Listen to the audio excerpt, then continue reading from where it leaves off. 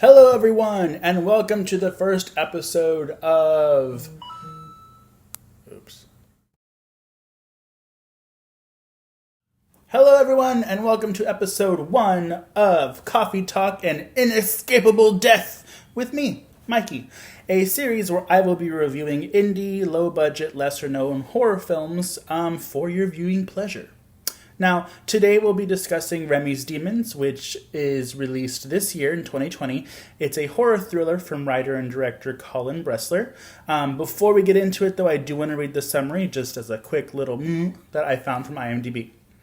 An autistic man fascinated by the paranormal struggles to balance the microcosm of his universe.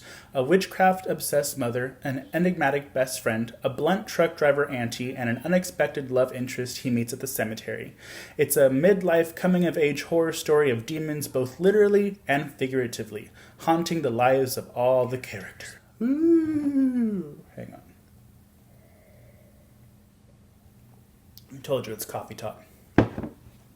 First thing I want to say is that this was filmed in my home city of San Antonio. The director is from New York, but he lives in my city, which is why I was super eager to watch this movie. First, I wanted to say that this film was filmed in my home city. The director is from New York, but he lives in San Antonio, and I was super eager to watch this film because who doesn't want to support people in their city? Since reviews are new to my channel, the way I'm going to do it is I'm going to break it down into 5 main points. I'm going to review the story, characters and actors, special notes, my grade, and any wishes that I had for the movie, because, everyone wants to know how I feel. In regards to the story was great. The story is what really made the film. I made a point to say that the director was from New York, but he now lives in San Antonio because I feel that this story is very South Texas. There's many urban legends and myths and folklore that is told in this area regarding religion, demons, and the consequences of those that meddle or misbehave when it comes to these things.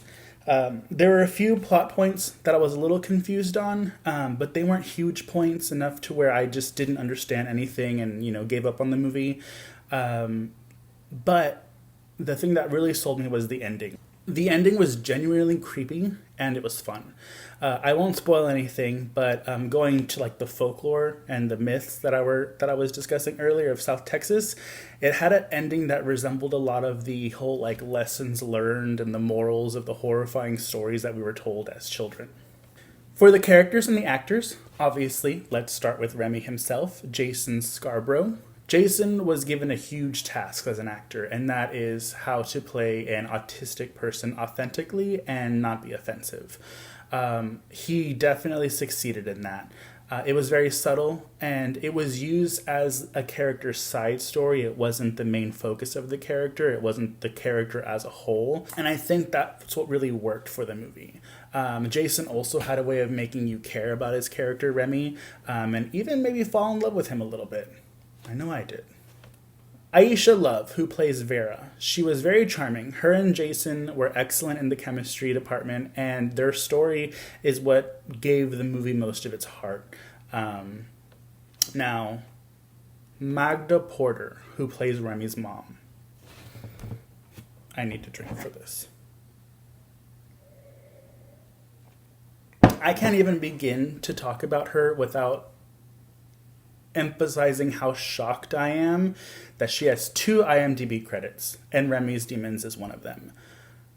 She is phenomenal. She stole every scene she was in. She served up talent, and that talent would bless any film that brought her on. Special notes. Color scheme. We open with orange and purples. Remy's house is inhabited by the supernatural, and it feels like it. It comes across on screen as some place that is, very ominous and maybe not somewhere I want to be alone. The colors create a sense of unease, and it works really well with the film because it only happens in Remy's house. And that's where the suspense and the thrills come from, is basically takes place in that house.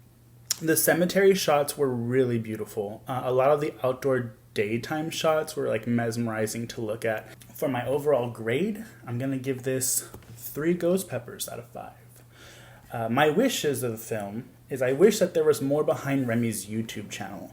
That's where Vera first notices Remy when she sees him at the cemetery. She's like, I've seen this guy before. And lo and behold, it was his YouTube channel. I love that they included the YouTube channel. I think it's super relevant, especially for this day and age. The biggest thing is that I wanted more scares. After watching this movie, I know that the creators of the movie can definitely pull it off. I understand, like, the entity in the film, it was minimally shown, which is smart and it's needed because the more you show it, the more it's not going to be scary. But I just wanted more frightening scenes.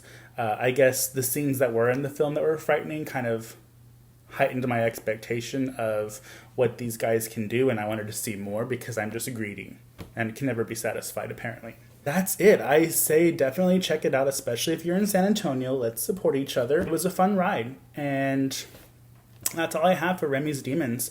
This is my first episode of Coffee Talk and Inescapable Death with Mikey. So it's a little not organized, I apologize, but I do want to keep doing it. And yeah, let me know if you guys have any suggestions. If you want to check out this movie, you can buy the DVD from Amazon, or I believe it's going to be streaming on Amazon Prime soon. So take a look. Catch y'all later.